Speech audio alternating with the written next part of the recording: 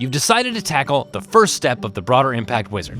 Who's your audience? The first thing you need to figure out is, who do you intend to impact? Who needs to know about your research?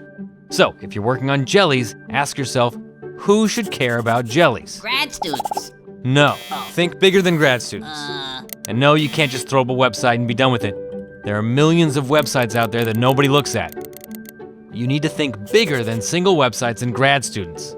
The good thing is that there are lots of possibilities. Once you have a feel for who's out there, you can figure out A, how to reach them, and B, who you can work with to help you reach them.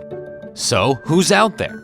Well, there are many options. You've got museums, virtual learning experiences, homeschoolers, policymakers, media outlets, community colleges, and underrepresented, underserved after-school programs, just to name a few. To help you figure out which audience is the right fit for you, it comes down to what you feel most comfortable doing. 3 variables you'll be thinking about are contact time, audience size, and depth of knowledge. Let's look at contact time and audience size first.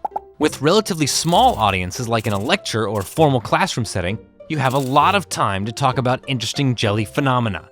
Small audience, lots of contact time. But on the radio or on television, which reaches a huge audience, you may only have a few minutes for some major jelly facts. So, huge audience, small contact time. And as you can see, contact time and audience size are inversely proportional. Now, let's go to depth of knowledge. There's also a range of how much interesting stuff you can talk about. That goes from a deep understanding of your research to covering a few key salient points.